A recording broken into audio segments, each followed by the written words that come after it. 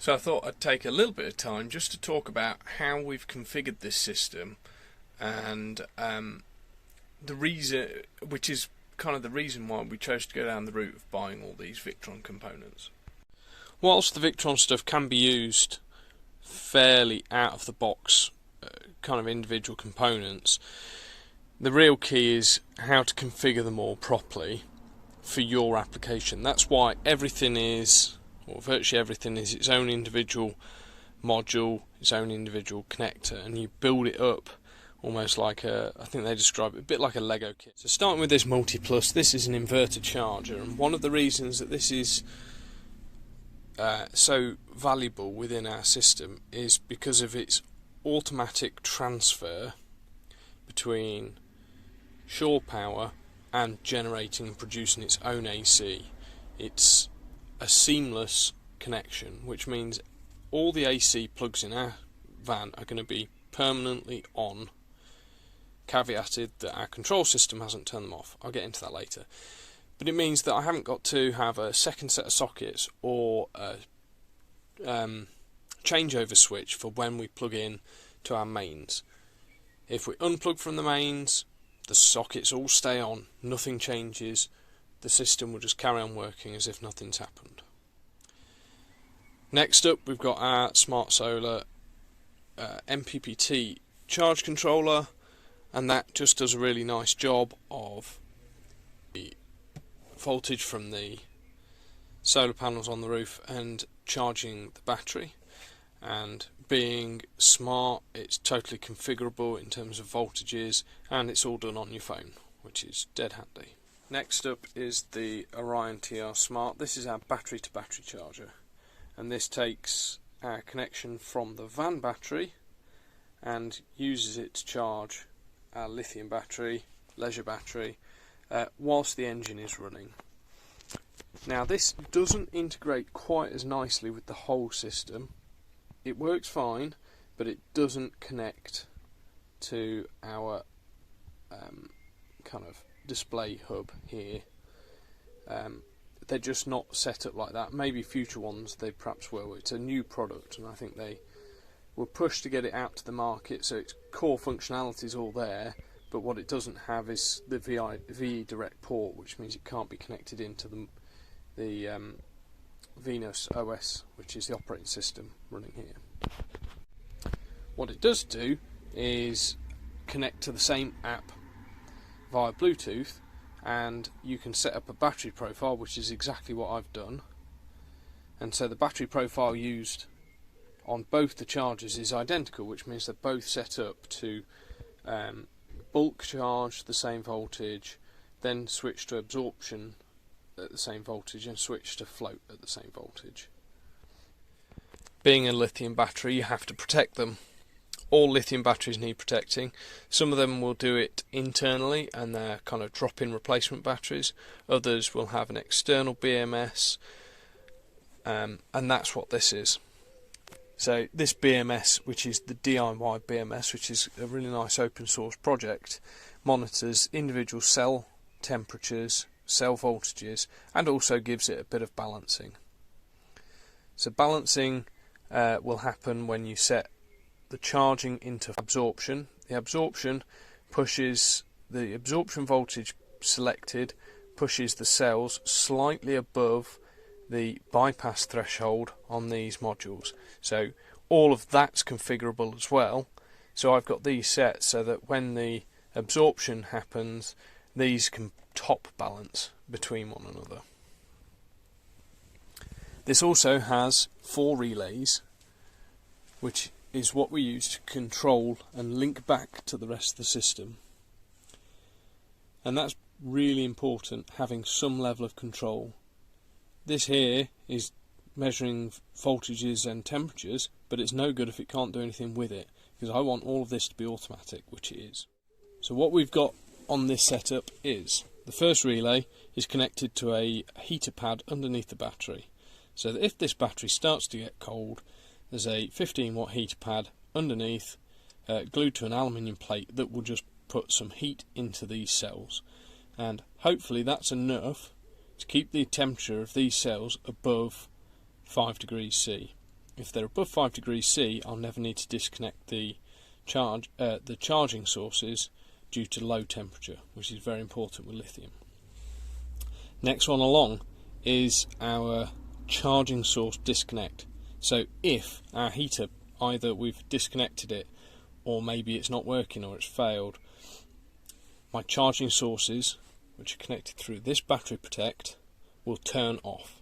There's a couple of other cases where I want to turn the charging sources off, and I'll go through that in a minute, but it's important that we can turn our charge sources off.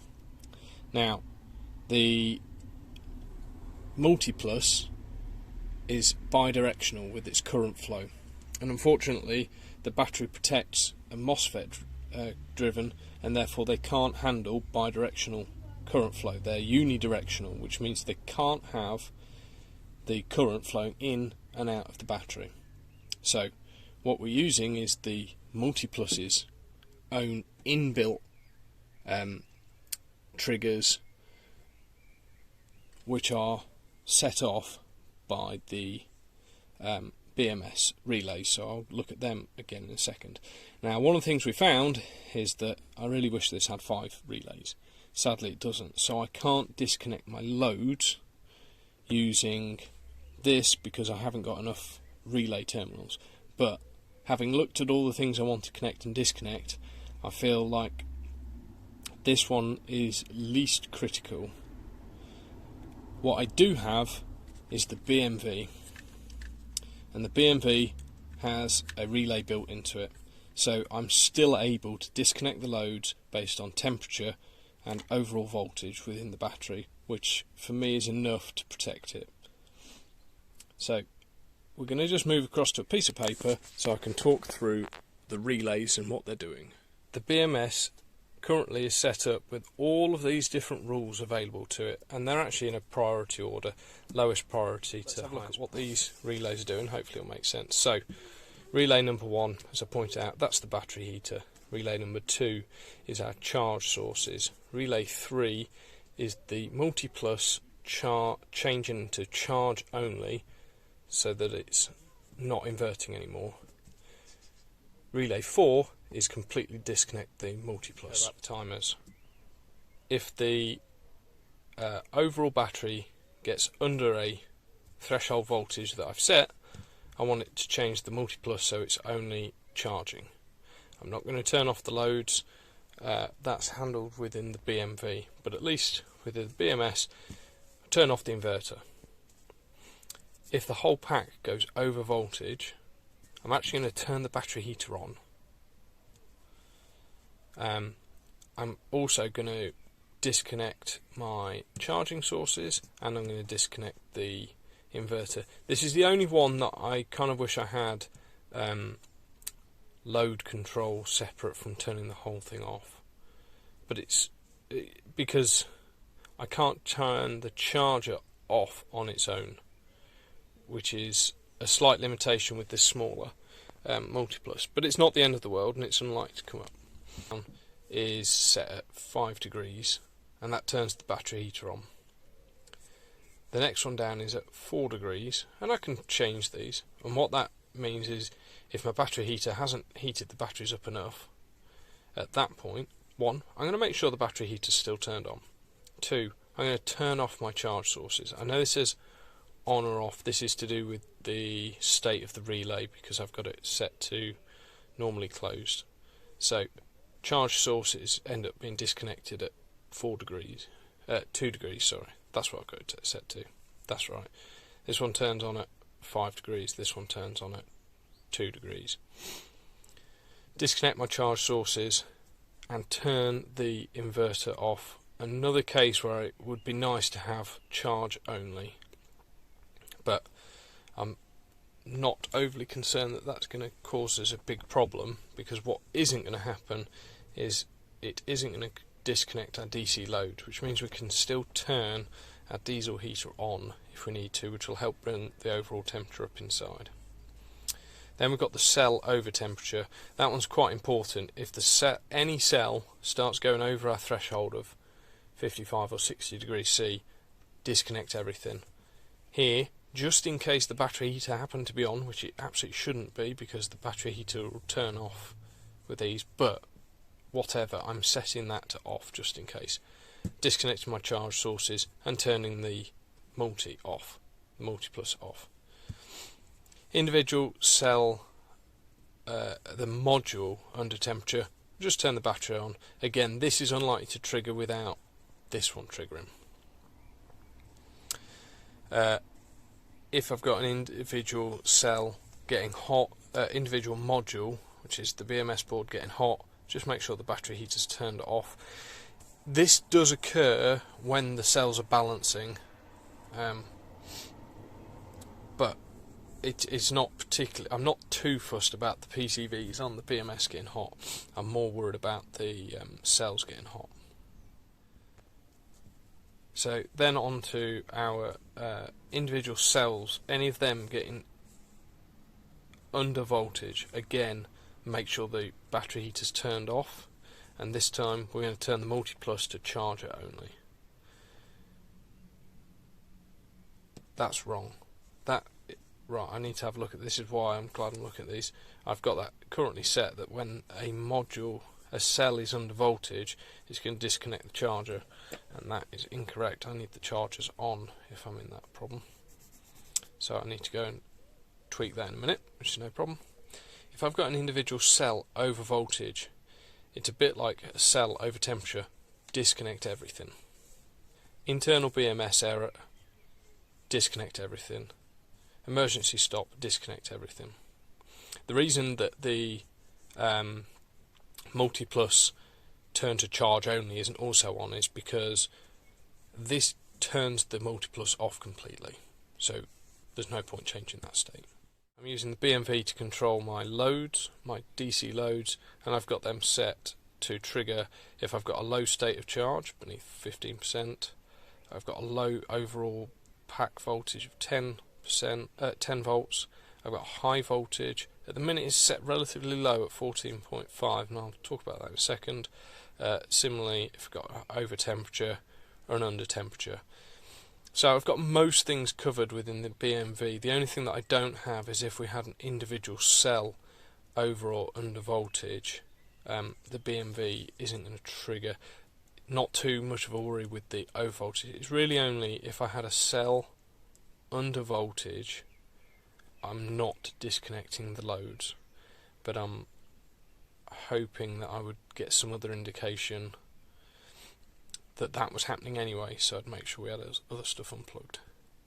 Then kind of doubling up on our protection, the MPPT has a low temperature cutoff at 4 degrees C,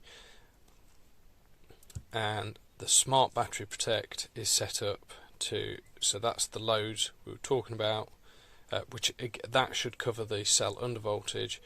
If our overall battery voltage gets put to 10 volts, that's going to turn off, and it won't turn back on to 11.6. So I realise this has mostly just been talking stuff through, but it is important to try and get these things right, and configuring these is very powerful, but it's also quite difficult, and I've had to mess around with some of the bits and pieces, getting on the forums and things to try and make sure I'm getting it. My biggest frustrations has been how to get the Multiplus to trigger correctly. This Multiplus doesn't have the auxiliary inputs that are on the bigger units, but when you get into the documentation and on their online courses and things, you find out the temperature sense, which you can see temp, minus and plus, is actually just an auxiliary port, and so it can be programmed. So that's what we're using to turn the unit to charger only, using the assistant in vconfig set up with a trigger, which is basically it treats it like it's got a low battery. And the low battery option within the Multiplus is to turn the inverter off and have it charge only. Then we've connected up the remote, and that goes to the remote positive and remote on, and that just goes down to a relay, so that would just be an on-off switch. My biggest frustration was that didn't work to begin with, and the reason is under the settings dip switches, dip switch 1 has to be set to on. and then that works. So unfortunately we have got a slight problem with our DIY lithium battery in that one of the cells looks like it's faulty. Thankfully the seller's been very good about it. They're going to get me a new one in the post, but it's going to take 6 weeks to 2 months to get here. Because this system is totally configurable, I'm still able to use the battery, but I've turned everything down, so all my voltages are turned down, like all the charge voltages and everything are turned down, and I've also changed all my BMS triggers so that they will trigger turning things off at a lower voltage, just to make sure that we're still protected, and that the battery can still operate, you know, most of its capacity. It's just not filling all the way up to the top. So let's have a look at the monitoring system. What we've got here is the open source Victron Pi. So Victron Energy, one of the reasons I particularly like them is that they have made their Venus OS, which is a software that this runs on, open source, which is good because there's lots of added features that have come from the community. But what it means is, instead of buying a £500 colour control or Serbo GX and touchscreen, you can build your own based on a Raspberry Pi and the Raspberry, well, any screen you want. We've got the Raspberry Pi 7-inch touchscreen, and it is absolutely brilliant. This thing gives us really good monitoring capabilities of the system. At a glance we can see exactly what is doing what within the system, how it's performing, and whether there are any alarms or anything like that. Also, it gives us a few bits of control, so we can change our current limit on the AC in, so that might be useful if you're on a campsite that has a limited AC supply. We can turn the inverter, the Multiplus, so it's a charger only, or turn it off. We could connect up a pump relay. I probably won't do that because I don't think we need to. The tanks, I'm actually working on a circuit at the minute to take our very simplistic tank sensors that we've got and put them into this so that we can at least see at a glance whether or not they're empty or full. As well as all of that, we've got some bits of configuration, and it gives us a bit more insight into everything that's going on inside the electrical system. But one of the best things about this whole thing is this is connected to our router, 4G router, which means it is giving us real-time data anywhere you can get the internet. So I'm easily able to check my phone, so at the minute while we're getting things set up, I can check my phone, or when I'm on my laptop having a coffee break, I can quickly go on and check and make sure that the solar panels are working properly, make sure the battery's charging up as we're expecting it. It's really, really neat system. So that's kind of a bit of an overview of the blue boxes we've got installed and how they're all kind of set up.